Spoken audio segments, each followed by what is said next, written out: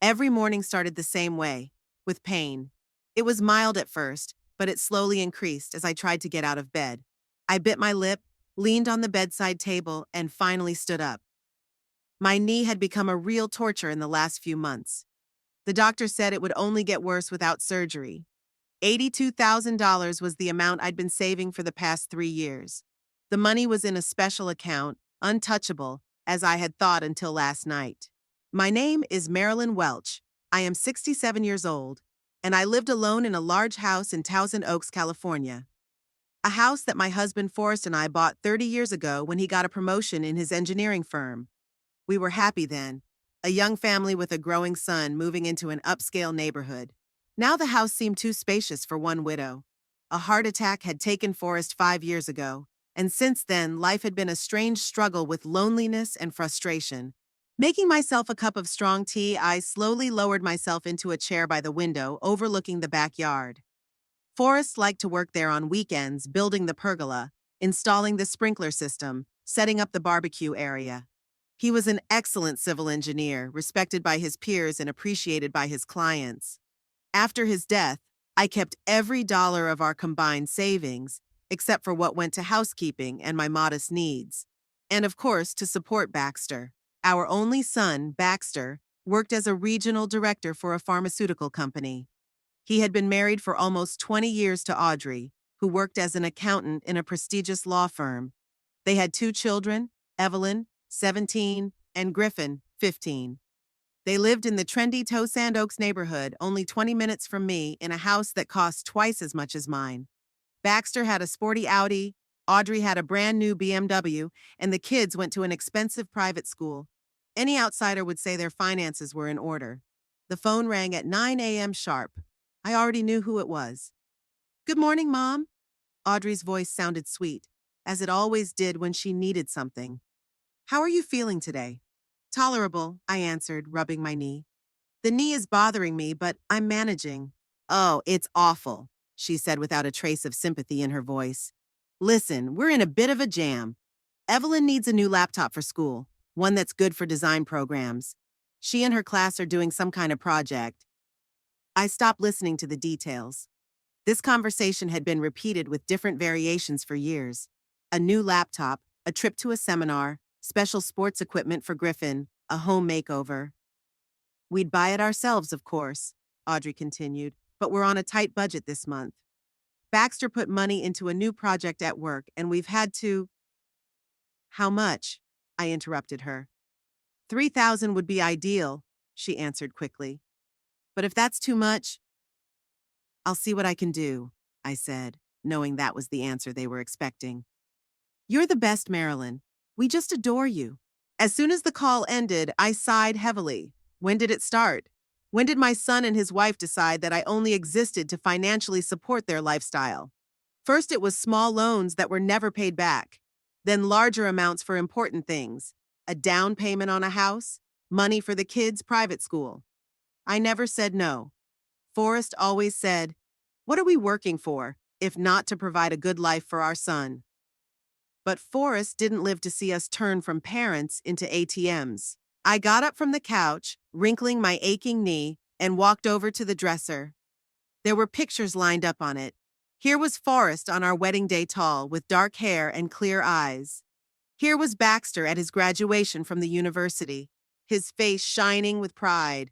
Forrest and I standing on either side of him. Here's a more recent photo. Baxter with his family in their new home. I was standing off to the side, as if I'd accidentally walked into the frame. I was once the head of human resources for a large insurance company. I love my job, helping people find their place, building teams. Now that I'm retired, those skills seem useless, especially when my own son was looking right through me. "I could come over for dinner on Sunday," I'd suggested the last time I'd called Baxter. "Sunday isn't convenient, Mom," he replied. "We have plans with the Bradley family." "Maybe another time?"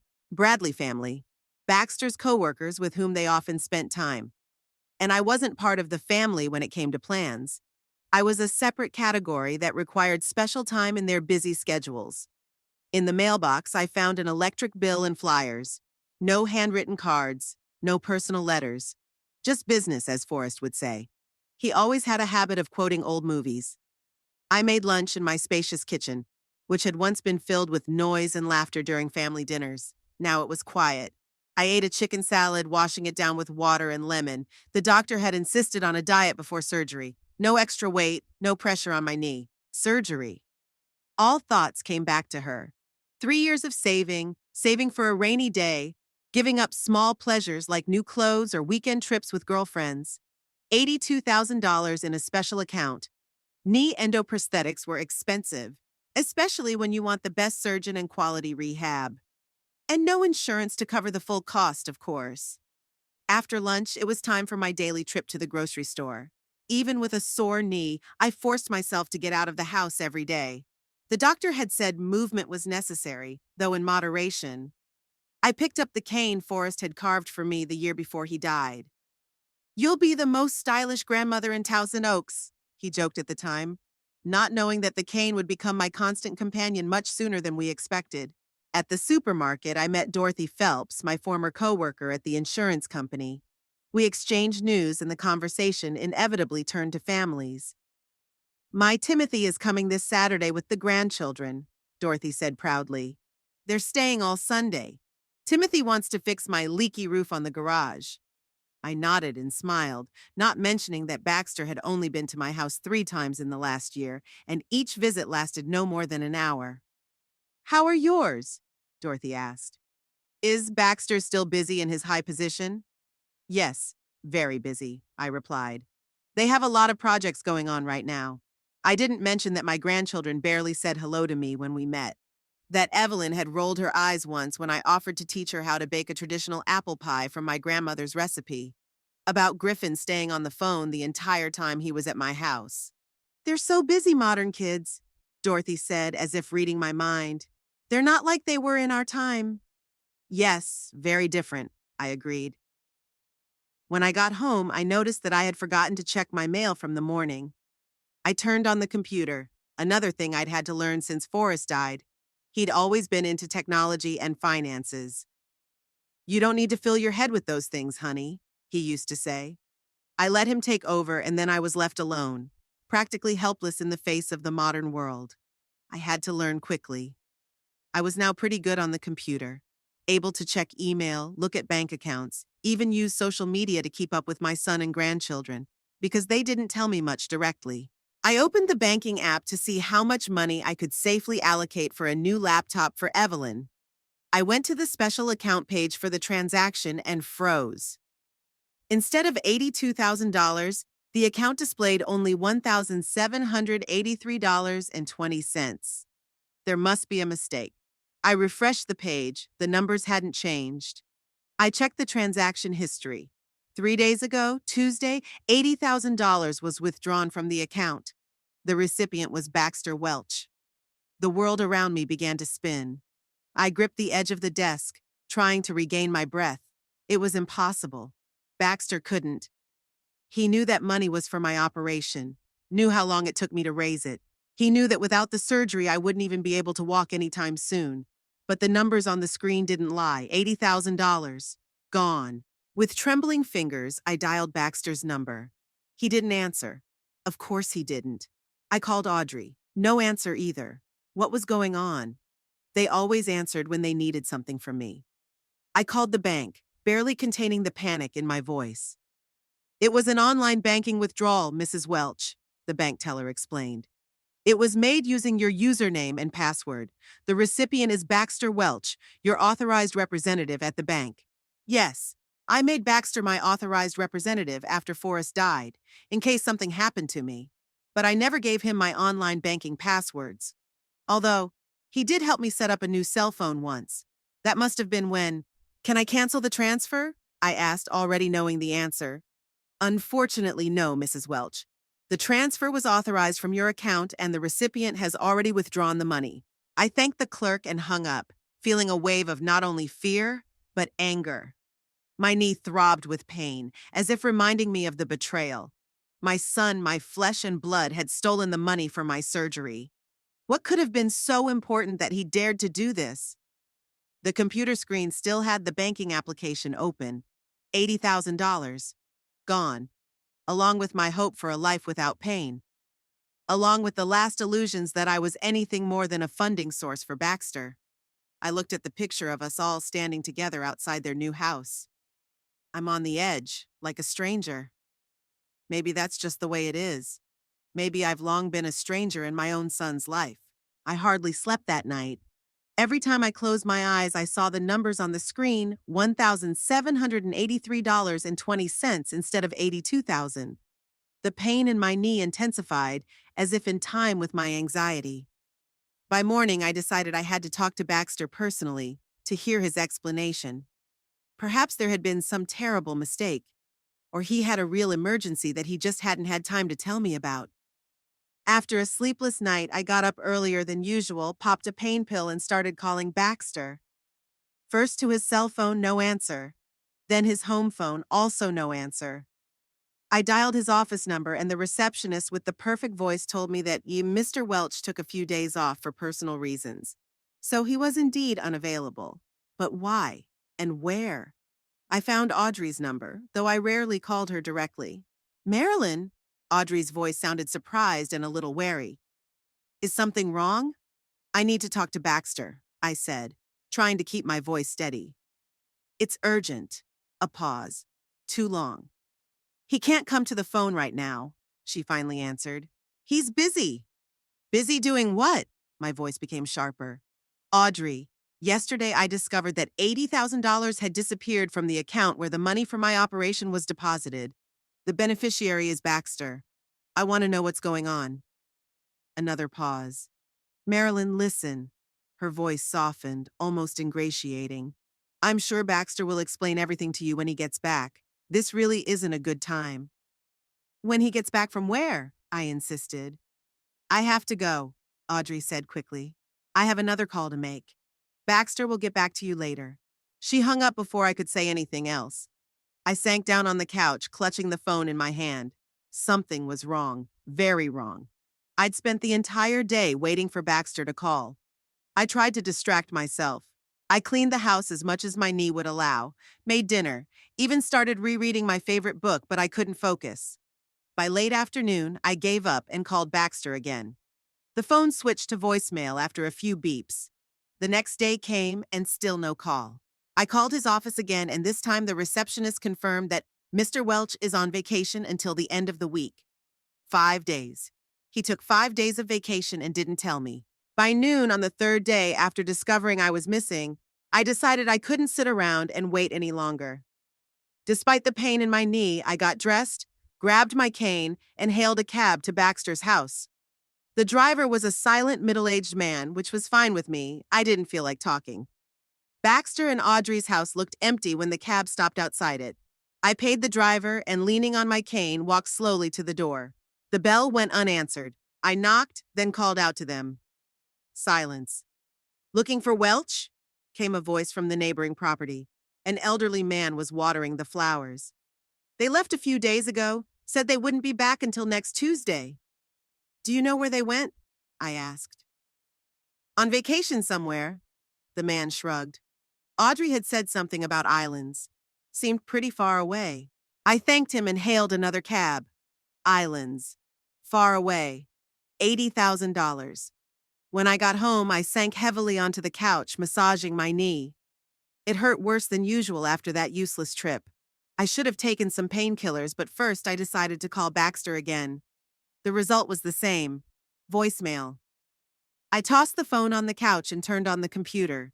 Perhaps I should have checked social media. Baxter rarely posted anything himself, but Audrey was an active Facebook and Instagram user, especially when she wanted to brag about something to her friends. Login, password, and here I am on Audrey's page. She hadn't added any new entries in the last few days, but among her friends was her younger sister Penelope, who often tagged Audrey in her posts. I went to Penelope's page and froze. Posted yesterday, a photo with the caption, "My sis and brother-in-law enjoying a well-deserved vacation in the Maldives. A little jealous of this paradise." In the photo, Audrey and Baxter, smiling, tanned, and wearing sunglasses, stood against a backdrop of turquoise water and white sand. Baxter held a cocktail in his hand with a small umbrella. They looked completely carefree. The Maldives, one of the most expensive resorts in the world. That's where my son had gone with my $80,000 intended for the surgery. I felt nausea coming up my throat. My hands shook so hard I almost dropped the mouse. This was beyond anything I could have imagined. My son, my flesh and blood, had stolen the money set aside for a surgery that would relieve me of my daily pain to go to a luxury resort. For half an hour, I sat looking at that picture, trying to find another explanation. Maybe they had their own savings for this trip? But then why take my money?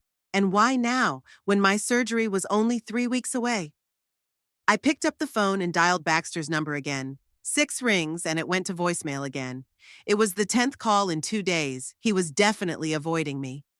Baxter. My voice shook as I left a message. I've seen the pictures from the Maldives. I know where my money is. Call me immediately. I hung up and went back to the computer. Looking through the other pictures on Penelope's page, I found a few more with Baxter and Audrey. One showed them eating dinner at a restaurant on the beach, and another showed them lounging in a pool overlooking the ocean. According to the geotags, they were staying at one of the most exclusive resorts in the Maldives. My phone rang while I was still looking at the photos. Baxter, finally. Mom, his voice sounded strained. I just got your message. Baxter, I tried to speak calmly, but my voice was trembling. You took money from my account, the money for the operation, and spent it on a vacation in the Maldives? Look, he began in that condescending tone I hated so much. It's not quite what you think it is. What is it, Baxter? Explain it to me. Yeah. Audrey and I have been planning this trip for a long time. It's important for my career to connect with some people in an informal setting. But our investment is temporarily frozen, so I just borrowed the money. I'll pay it back very soon, I swear. Very soon? I repeated. My surgery is in 3 weeks, Baxter. Well, it was 3 weeks. Now I don't know when I can do it. Mom, don't be so dramatic, he said with slight irritation. It's just a knee. You're doing fine as it is, and I'll pay you back in a month, 2 at the most. As soon as I get my bonus. I couldn't believe what I was hearing. Just a knee? My son sounded like he was talking about a broken toenail, not the chronic pain that limited my every day. Baxter, I said slowly, feeling something inside me break and harden at the same time. You took my money without permission. You lied to me. You robbed me of the opportunity to escape the pain I live with every day. And all this for a vacation? Mom, you don't understand. His voice became even more irritated. It's not just a vacation. It's an investment in my future. It's an investment in our family's future. After all, if I get a raise, everyone benefits, including you. I closed my eyes. Shock slowly replaced anger. A cold, crystal-clear anger like I'd never felt before. So you think you have the right to handle my money because it will ultimately benefit the family? I asked. Well, yes, Baxter answered, as if it were obvious. We're family, and besides, it's only money. I said I'd pay it back. And when are you going to pay it back, Baxter? A specific date. I can't give you a specific date, Mom. He was starting to lose patience. But soon, very soon. So you stole my money without a concrete plan to get it back? My voice remained calm, but inside I was seething. I didn't steal it. Baxter was outraged. I borrowed it. There's a difference. And I don't understand why you're talking to me like this. I am your son, after all. Yes, you are, I agree. And that's why it hurts so much. I heard a woman's voice in the background. Audrey was saying something to Baxter. He answered her with his hand over his phone, but I could still hear their conversation. Is that Mom? Audrey asked. Is she still mad about the money? Yes, Baxter answered. Don't worry, I'll take care of it. Then, to me, Mom, listen, we have to go. We have a boat trip planned. Let's talk about this when we get there. I promise it'll be fine. I felt like I was talking to a stranger, not the man I'd raised, who held my hand when I was learning to walk, who cried on my shoulder when his first girlfriend left him, who swore to take care of me when Forrest died.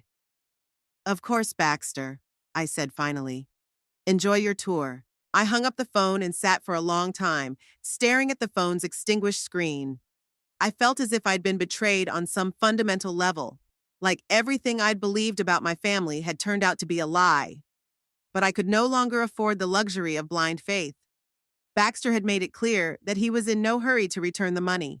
And I realized that even if he returned it in a month or two, as he'd promised, it would be too late for my planned surgery. I would have to make another appointment with the surgeon, wait a few months, endure the pain. I picked up my phone and dialed my bank. This time, I didn't just need to talk to an operator, but to my personal bank counselor. Mrs. Welch, Gordon Myers, with whom I had worked for several years, greeted me. What can I do for you? Mr. Myers, I have a difficult situation, I began. My son has access to several of my credit cards as an authorized person. I want to freeze these cards immediately. I understand, he replied after a short pause. May I ask the reason? I explained the situation briefly, trying to keep my tone businesslike, though I was still seething with anger and resentment inside. I'm sorry to hear that, Mrs. Welch, Gordon said, and I could really hear the sympathy in his voice. Of course, we can freeze the cards. I also recommend that you change all your online banking passwords and set up two-factor authentication. For the next hour, Gordon and I worked on securing my accounts. I froze 3 credit cards that Baxter had access to. They weren't primary, I rarely used them, but they were linked to my account and had paid for many of Baxter's expenses over the years. I changed passwords, installed new security measures, even changed the code word for phone banking. Is there anything else I can do to get that $80,000 back? I finally asked. Gordon sighed. Unfortunately, Mrs. Welch, if the transfer was authorized from your account and the money has already been spent, the bank can't intervene. It's considered a family dispute, not fraud in the legal sense. The only way is a civil suit against your son, but I realize that's a complicated option. I thanked Gordon for his help and ended the call. A civil suit against my own son. Just a week ago, the very thought of it would have seemed absurd to me. Now, I wasn't so sure. After talking to the bank, I felt strangely relieved. It was like I was in control for the first time in a long time. Even if I couldn't get the money back, at least I had prevented the possibility of further thefts. And that was only the first step. I went back to the computer and opened the page with the pictures of Baxter and Audrey in the Maldives again. They looked so carefree, so happy, enjoying a luxurious vacation on my dime while I sat at home with a sore knee, not knowing when I would now be able to have surgery. I closed the page and shut down the computer. Something in me had changed in those few days. The pain of betrayal and shock was giving way to cold determination. Baxter had crossed a line that shouldn't be crossed, and for the first time in my life, I was ready to make him face the consequences of his actions. 2 days passed in a strange calm. I spent my time going over my options on how to handle the situation. The money for the surgery was gone. Trust in my son was shattered. The pain in my knee grew worse each day, reminding me that I would not be able to have the surgery as scheduled. I called the clinic to cancel the scheduled procedure, and I heard genuine regret in the coordinator's voice. We will be able to move you to the waiting list, Mrs. Welch, she said, but I'm afraid Dr. Henderson's next available appointment won't be for another 4 months. 4 months. 120 days of additional pain. 120 days of limited mobility. I thanked the coordinator and put myself on the waiting list, though I wasn't sure I'd be able to raise the necessary amount of money again by then. The phone call came closer to evening as I was making myself a cup of tea. Baxter's number popped up on the screen. I took a deep breath, gathering my thoughts, and answered. What did you do? His voice sounded like he was struggling to contain his rage. Good evening, Baxter, I said calmly. What exactly are you asking? Don't pretend you don't understand, he almost shouted. My cards, all rejected. Audrey and I just found ourselves in an idiotic position in a restaurant. So he tried to pay with one of the cards linked to my account, and of course it was declined. Oh, that, I said in the same even tone of voice. Yes, I froze all the cards you had access to. Are you out of your mind? Baxter couldn't believe what he was hearing. How could you do that? Do you have any idea what it looked like? We were having dinner with important people that my promotion depends on. I heard Audrey's voice in the background. She was saying something to Baxter, but I couldn't make out the words. Wait, he said, not to me, but to her. I'm going to put her on speaker. There was a click, and now I could hear them both much more clearly. They were apparently in their hotel room. Marilyn, Audrey's voice sounded annoyed. You must unlock those cards immediately. Do you realize that we're here on the other side of the world and we have a limited amount of cash? They're my cards and my money, Audrey, I said. And Baxter knows perfectly well that it was for emergencies, not to pay for dinners at fancy restaurants. Mom, that's enough, Baxter interjected. You're acting like a child. Is this petty revenge because I took vacation money? Taking money? I repeated. You mean you stole the money set aside for my operation? You're at it again, Baxter sighed with theatrical weariness. I told you I'd pay it back. It's just money. Just money? I was beginning to lose my composure. It's money I've been saving for 3 years, denying myself everything to get rid of this constant pain. And you call it just money? Marilyn, Audrey interjected in that special tone of voice one uses with cranky children or elderly people who are not quite in their right mind. We understand that you're upset, but blocking the cards is a bit much. We're in a bit of a bind right now. A predicament? I almost laughed. What about my predicament? I can't have the surgery that would relieve me of my daily pain because my own son has decided that a trip to the Maldives is more important. Jesus, Mom! Baxter exploded. All you think about is yourself. What about my career? This vacation is an opportunity to talk to people who can help me get promoted. You think it's easy for us to keep a house, pay for the kids' school, maintain a certain standard of living? I couldn't believe my ears.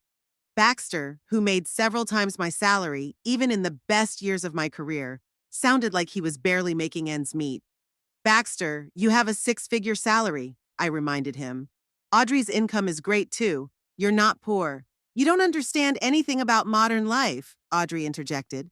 Everything costs a lot nowadays. A school for the kids, a house in a good neighborhood, cars you're not ashamed to show your colleagues. And a vacation in the Maldives for $80,000, I added. Yes, and a vacation. Audrey didn't seem to notice the sarcasm in my voice. Do you know how much it costs to maintain a certain lifestyle nowadays? We need to look successful to be successful. And that's why you stole the money for my surgery? Nobody stole anything. Baxter got angry again. I told you I'd pay it back. Why are you so stubborn? Why can't you just wait? Because my surgery was supposed to be in 2 weeks, Baxter, I said. And now I can have it in 4 months at best. That's 4 months of pain. God, Mom. Baxter's voice sounded downright annoyed. It's just a knee. You always dramatize everything. His words hit me harder than I expected. Just a knee. To him, my daily pain was something insignificant, not worth mentioning. Something to be put off for a vacation at an exotic resort. You know what, Baxter? I said, and my voice became unexpectedly firm. You're right. I've been dramatizing for too long. For too long, I've turned a blind eye to the way you and Audrey treat me. Too long pretending everything was okay. What are you talking about? There's a wariness in his voice. I'm talking about keeping the cards locked, I replied, and that I'm not going to be your ATM anymore. Marilyn, Audrey's voice became mellifluous. Let's not make any hasty decisions. We're all tired. We're all upset. Let's just... No, Audrey, I interrupted her. I've gone too long without making a decision, and it's led to my son thinking it's okay to steal the money for my surgery. Nobody stole anything, Baxter screamed again. God, you are so stubborn. You know what? Don't worry about the cards. We've got enough money of our own. I'm very glad to hear that, I said. Then you'll be fine. Of course we can, Audrey interjected with a sneer in her voice. We're not helpless pensioners who can't take care of ourselves. Her words hit me like a slap in the face. A helpless pensioner. That's what they thought I was. And you know what, Marilyn? Audrey went on, probably sensing that she'd hurt my feelings. It's time you learn to share your savings while they're still useful to us. After all, who better to leave money to than family? Or are you planning on taking it to the grave with you? I heard Baxter laugh quietly in the background. They were laughing at me. My son and his wife were laughing at my pain, at my savings, at my very life. Sharing savings? My voice sounded strangely calm, even to myself. You don't think I've shared with you, Audrey? The down payment on your house, the children's private school, countless loans that were never paid back. I've supported you financially for years, even though you both make excellent money. That's different, Baxter said quickly. It was an investment in our family, in your best interest. My best interest? I actually laughed now, though it was a bitter laugh. How could 80,000 for a vacation in the Maldives be in my best interest, Baxter? I told you about the connections, the career. That's enough, I interrupted him. I don't want to hear any more of this. Enjoy your vacation, on your own dime. Mom, don't you hang up on me, Baxter yelled. We're not done yet. No, Baxter, I said. We're just about done. I pressed the end button and there was blissful silence. My hands were shaking, but not from fear or confusion. Anger, pure, righteous anger like I'd never felt in my life. It's time you learn to share your savings while they're still useful to us. Audrey's words echoed in my head. She wasn't just talking about the money for the surgery. She was talking about all my savings, everything I had accumulated in my life, my inheritance. The phone rang again. Baxter. I didn't answer it. He called again. And another. I turned off the sound and put the phone on the table. I needed to think. All these years I thought I was supporting my son and his family, helping them get back on their feet. But now I saw the situation for what it really was. They didn't need my help. They were just used to taking, and the more I gave, the more they expected. And now they were expecting my inheritance, my death. The thought hit me with unexpected force. They were waiting for me to die so they could have everything I had left. Not because they needed the money, but because they thought they were entitled to it. My heart was beating so hard it felt like it was going to jump out of my chest. I stood up and walked to the window trying to calm myself. The garden that Forrest loved so much now looked neglected. I couldn't tend it properly because of my knee, just one more thing that had been taken away from me. I went back to the desk and opened the drawer where I kept important documents. Among them was my will, made shortly after Forrest's death. According to it, all my possessions, home, savings, securities were to go to Baxter when I died. A small amount was earmarked for my grandchildren's education, but the bulk of the inheritance went to my son. I wrote that will when I still believed Baxter cared about me, when I thought our family was a support for each other, not a source of exploitation. Now I knew I was wrong. I put the document back and closed the drawer. The decision came by itself, as if it had always been there, waiting for me to finally open my eyes and see the truth. Harrison Pryor, a longtime friend of our family, a successful probate lawyer. Forrest and I had been friends with him and his wife Evelyn for many years. After Forrest died, our communication became less frequent, but we still kept in touch, exchanging Christmas cards, occasionally calling each other. I picked up my phone and found his number in my contacts. It was late, almost 10 p.m., but I knew Harrison often worked late, and this couldn't wait. Harrison Pryor speaking. His voice sounded as confident as I remembered. Harrison, this is Marilyn Welch, I said. I apologize for the late call. Marilyn. He sounded genuinely surprised and pleased. It's been a long time. How are you? Not so good, to be honest, I answered. Harrison, I need your professional help. I want to change my will. A pause on the other end of the line. Then, sure, Marilyn, do you want to make an appointment? Yes, I said, and my voice sounded firm despite the trembling in my hands. The sooner the better. Tomorrow morning at 10 o'clock, he suggested. I have a window in my schedule. Perfect, I agreed. Thank you, Harrison. This is really important to me. Always happy to help, he replied. I'll see you tomorrow. And Marilyn, whatever happens, we'll deal with it. I thanked him and hung up. A strange calmness swept over me. For the first time in a long time, I felt in control, that I was making decisions out of self-interest, not out of a false sense of obligation to people who had long ago stopped respecting me. Baxter and Audrey had made it clear what they expected from me, that I'm just a source of money to them, that they laugh at me behind my back, thinking I'm a helpless pensioner who has to share my savings. Well, tomorrow I'll start sharing, but not in the way they expect.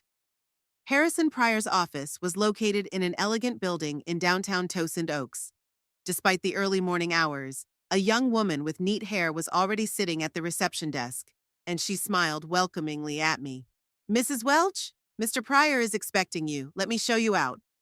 I followed her down the hallway, the walls decorated with diplomas and certificates. My knee ached after a sleepless night, but I walked with confidence, leaning on my cane.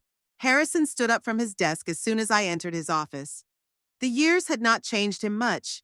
The same shrewd eyes, now framed by deeper wrinkles, the same straight posture. Only his hair had turned gray. Marilyn, he smiled warmly, shaking my hand. It's been so long since we've seen each other. Please sit down. I lowered myself into the comfortable leather chair across from his desk, placing my cane beside me. Knee? He asked, noticing my discomfort. Yes, I nodded. I was supposed to have the surgery in 2 weeks, but circumstances changed. Harrison nodded without elaborating. It was one of the qualities Forrest and I had always appreciated about him, the ability not to ask too many questions. So you want to change the will? He cut to the chase. The current version was drafted 5 years ago, right? After Forrest died. Yes, I confirmed. And I want to revise it completely. We spent the next hour going over the details. I explained to Harrison that I wanted to exclude Baxter from inheritance. Instead, the bulk of my estate should go to establish a scholarship fund for medical students. I've always believed in education, I said, and I want my money to help those who are truly committed to helping others. Harrison listened intently, taking notes. What about grandchildren? He asked. Evelyn and Griffin, right? Yes, I nodded.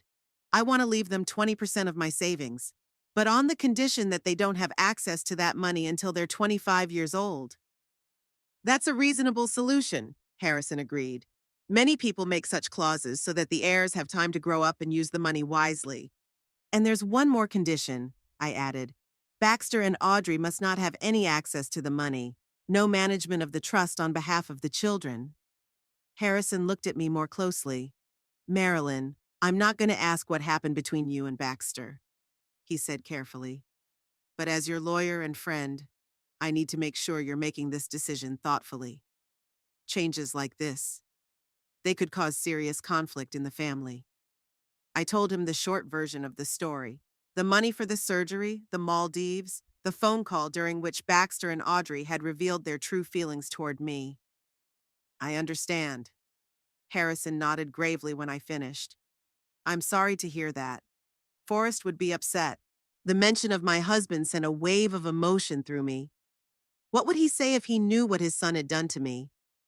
Forrest had always spoiled Baxter, perhaps too much, but even he wouldn't tolerate such a betrayal. We can do as you wish, Harrison continued. But there are a few other things to discuss.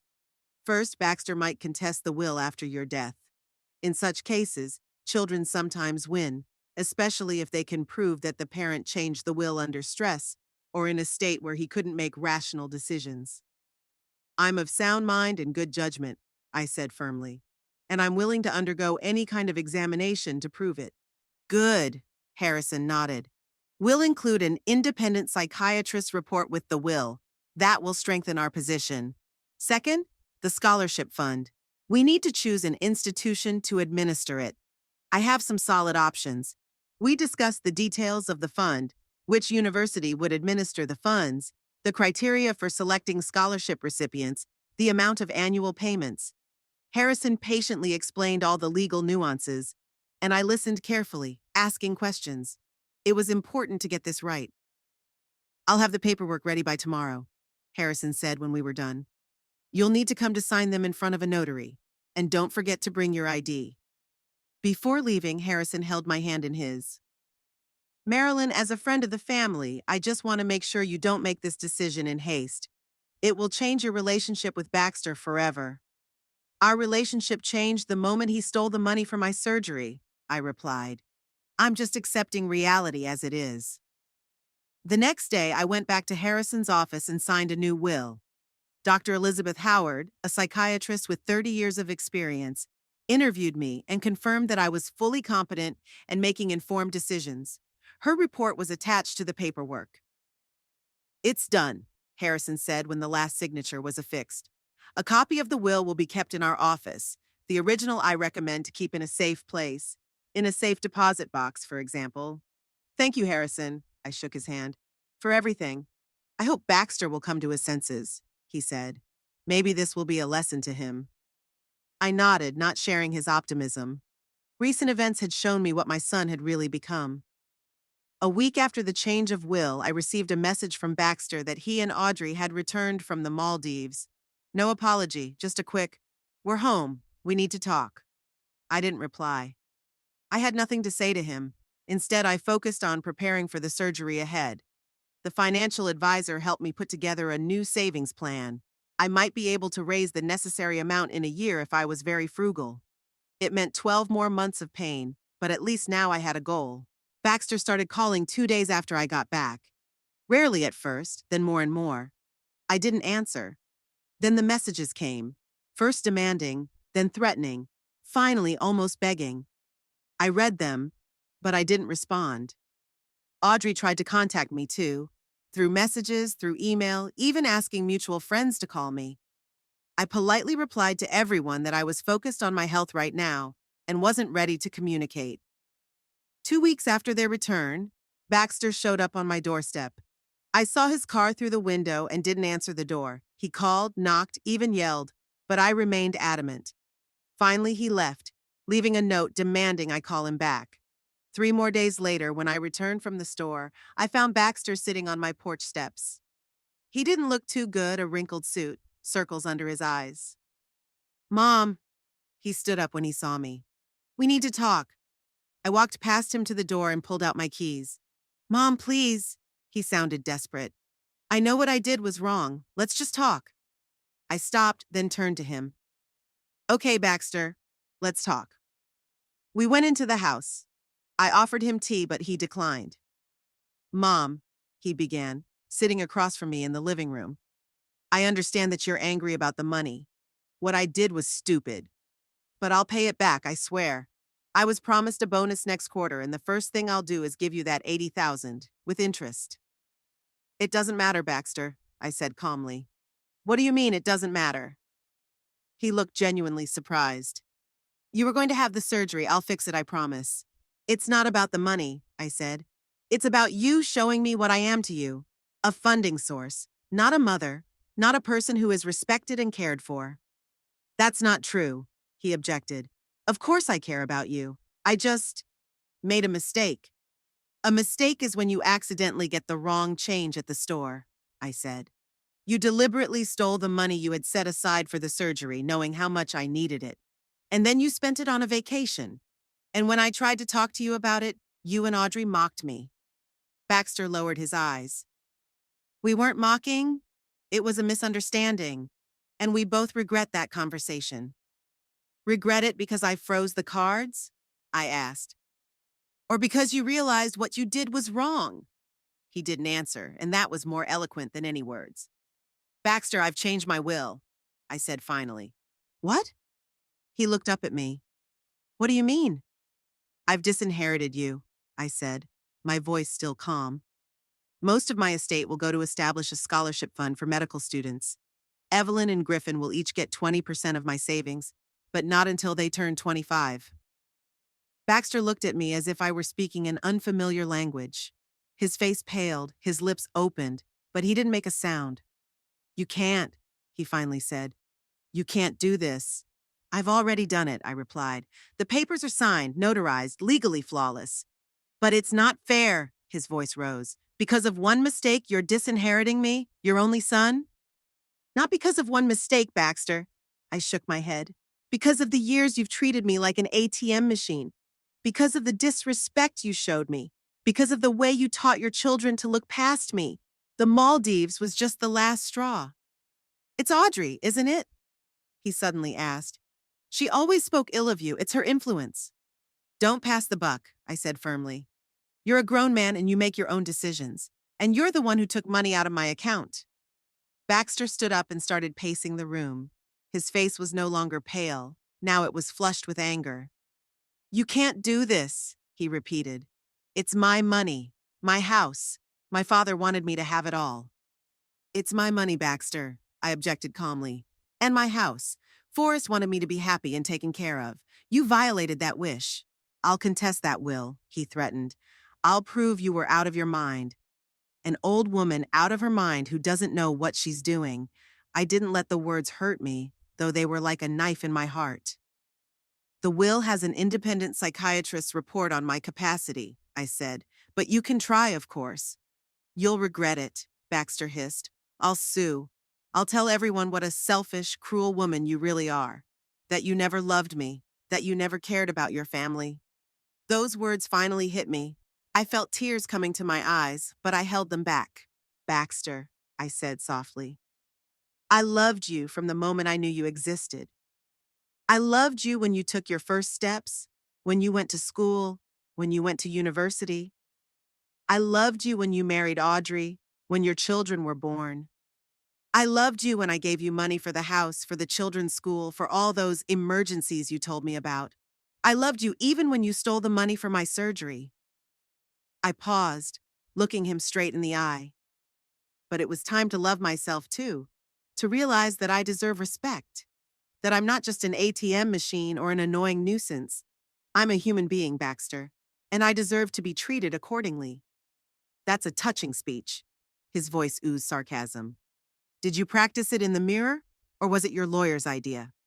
Let's make Baxter look like a villain to justify your decision to take away his inheritance. I think you should leave, I said.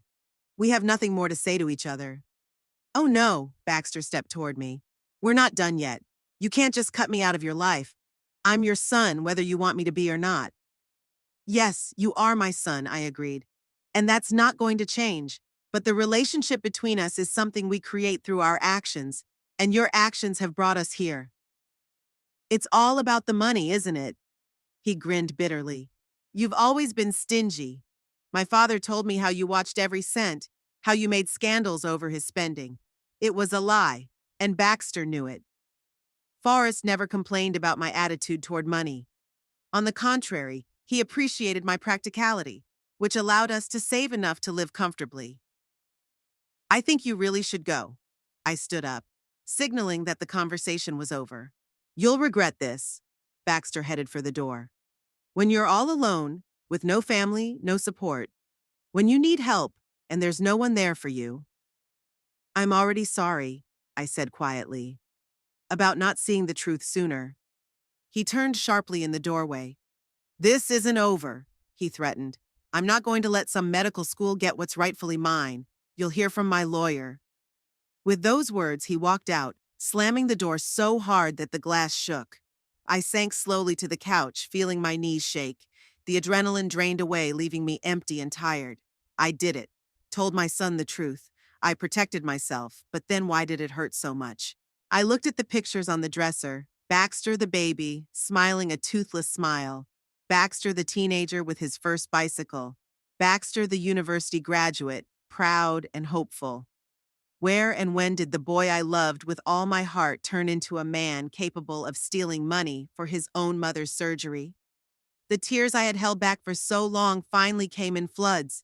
I cried for the lost relationships, for the broken hopes, for the boy who was gone. But along with the pain came a strange sense of release. It was as if the heavy weight I had carried for years had finally been lifted from my shoulders. That evening, I sat at the window for a long time, looking out at the garden that Forrest loved so much. For the first time in years, I felt truly myself. Not a mother, not a widow, not a grandmother, just Marilyn Welch, a woman who deserved respect and dignity. Yes, there were still many challenges ahead. Baxter's threats of a lawsuit, the long months of saving up for a new surgery, the loneliness. But now, in this moment, the pain of breaking up with my son mixed with a sense of release, creating a strange, bittersweet feeling. I had made the right choice, and for the first time in a long time, I was sure of it. 6 months flew by like a day. 6 months filled with change, pain, hope, and new discoveries. I sat on a park bench near my home and watched a couple of elderly people strolling slowly down an alley holding hands. My knee no longer ached with every movement, although full freedom of movement had not yet returned. But progress was evident, and each day brought small victories. After breaking up with Baxter, I made the decision not to wait another year to save up for surgery.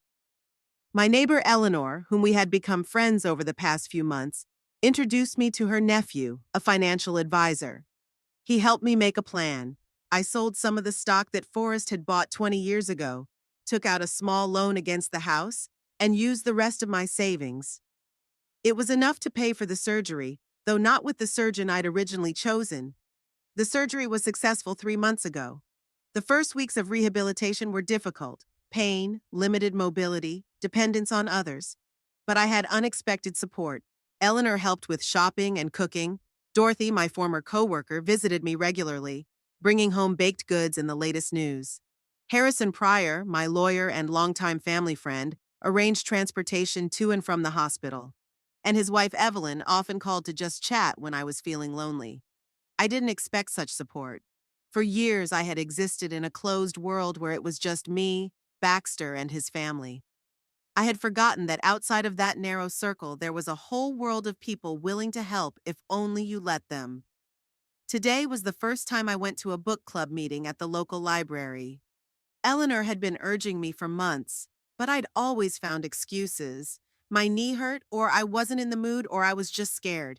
But today, I made up my mind, and I had no regrets. 12 women of different ages, from 30 to 80, were discussing a recently read novel. I was warmly welcomed, and they asked me about my literary preferences with genuine interest. No one looked at me as a burden. No one checked his watch furtively, wanting to leave as soon as possible. I was truly welcome. After book club, I decided to take a little walk. My knee felt good enough, and the April day was surprisingly warm.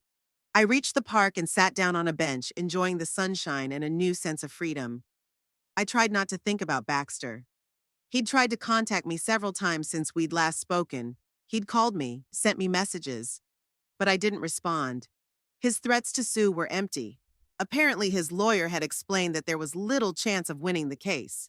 Audrey came to my house once, ostensibly to see how I was feeling. But the conversation quickly turned to how I had ruined the family with my decision to change the will.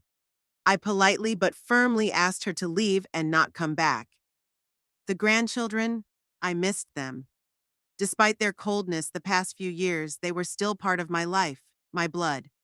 I hoped that someday, when they were older, we could rebuild our relationship. That's why I left them a portion of the inheritance that was not available to their parents. My musings were interrupted by a phone call. Eleanor's number. "Marilyn, how was book club?" Her voice sounded warm and interested. "It was great, thanks for insisting," I replied.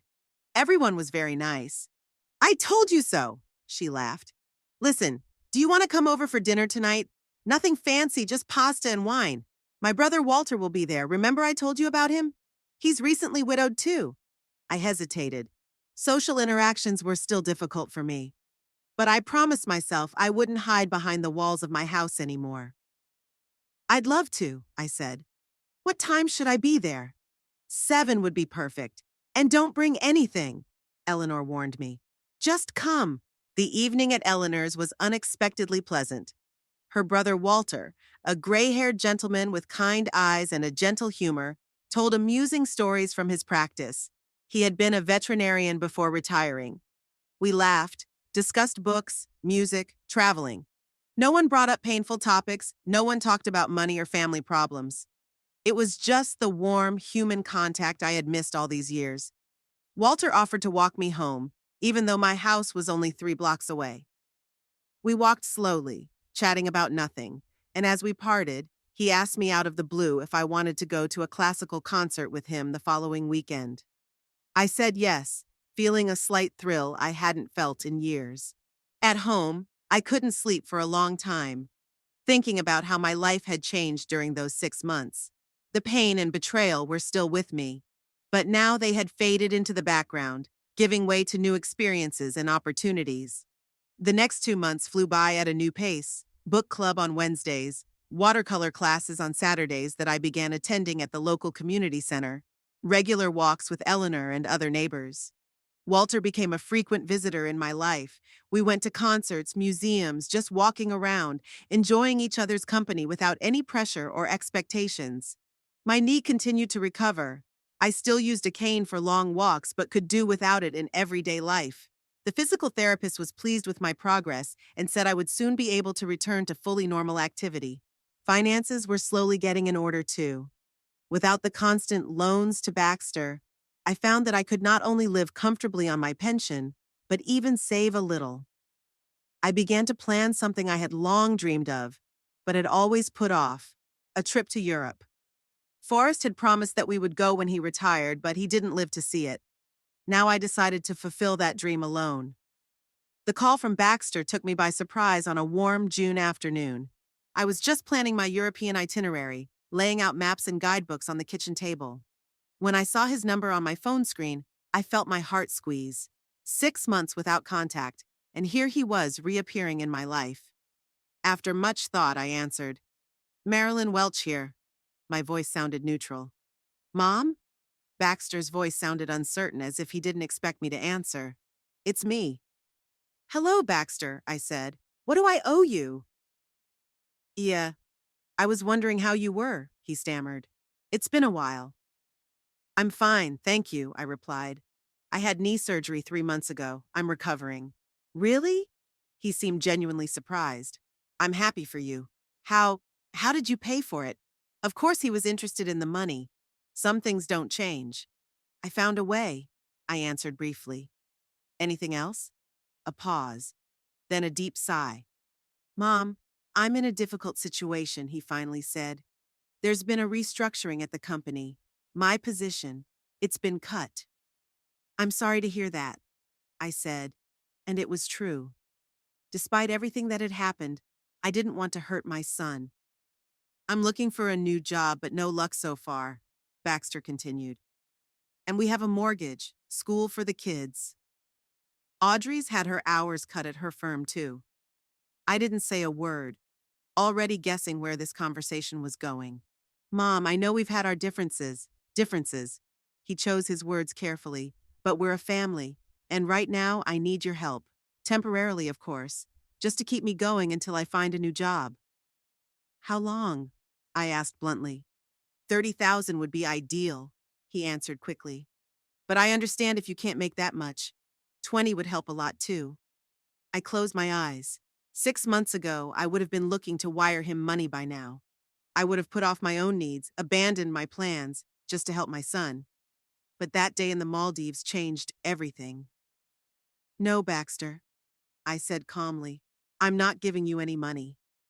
"What?" He obviously didn't expect me to say no. "But Mom, this is serious. We have no money to pay the bills." "You have a house worth twice as much as mine," I reminded him. "Two premium cars, a country club membership. If you really can't afford to pay your bills, start by selling what you can afford." "You don't understand," he said with a touch of desperation in his voice. "We can't just sell the house or the cars. What will people think? How am I going to get a new job if I look like a loser?" "How are you going to find a new job if you sit around waiting for your mother to solve your financial problems?" I asked. "That's not fair." Now he sounded offended. I apologized for the money thing. I admitted that what I did was wrong. "What more do you want?" "I want you to take responsibility for your life, Baxter," I said. "You're 44 years old. You have education, work experience, connections. Find a way to solve your problems on your own instead of turning to your retired mother." "Is that how you feel about your family now?" His voice turned cold. "You turn your back on us when we're in trouble?"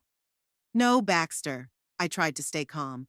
"That's how I treat adults who have to take responsibility for their decisions. You choose to live beyond your means. That's your choice. But I'm not going to support that choice with my money anymore." "You'll regret it," he threatened.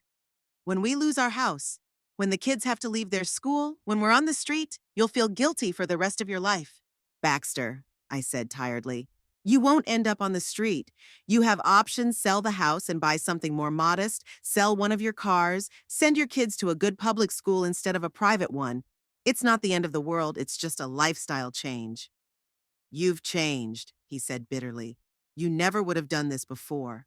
"Yes, I have changed," I agreed. "And it's for the best. I hope you'll change too, Baxter. For yourself and your family." I ended the conversation feeling a strange mixture of sadness and relief. Sadness that my relationship with my son would probably never be the same again.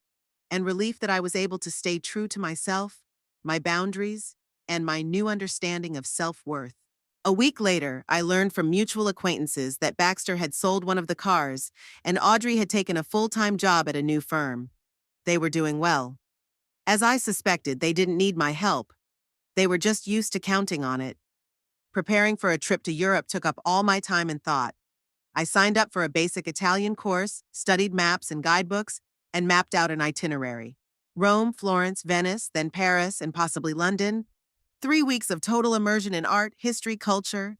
The dream that Forrest and I had put off for so long was finally becoming a reality. Walter offered to accompany me, but I politely declined. Our relationship had developed slowly, and I liked the leisurely pace. But I wanted to make my first trip to Europe alone. I needed this time alone with myself to reflect on everything that had happened, all the changes in my life. On the day of my departure, I was accompanied by a small group of new friends, Eleanor and her brother Dorothy, 2 women from the book club. They brought small gifts for the trip, a guidebook, a scarf, a comfortable travel pillow. Their genuine concern touched me to the core. "Send photos every day," Eleanor demanded, hugging me. "And don't forget to check your blood pressure." "Enjoy every moment," Walter said, kissing my cheek. "You deserve this trip." As I sat in the airplane, I looked out the window at the distant city. Somewhere out there remained my home, my son and his family, my past. But ahead was the future. Unknown, exciting, full of new possibilities. I pulled out of my bag the picture of Forrest that I always carried with me. "We're still going to Europe, honey," I whispered. "Just a little later than we'd planned." I could almost physically feel his approving smile. Forrest had always wanted me to be happy, and now, so many years after his death, I'd finally found the path to that happiness. A path that began with a painful betrayal, but led to an unexpected release. The plane gained altitude, and I leaned back in my seat, feeling a surprising peace. For the first time in years, I didn't worry about tomorrow, didn't worry about other people's problems, didn't put other people's needs before my own. I was just being me, Marilyn Welch, a 67-year-old woman who had finally found the freedom to be happy on her own terms. Europe was ahead. There was a new life ahead.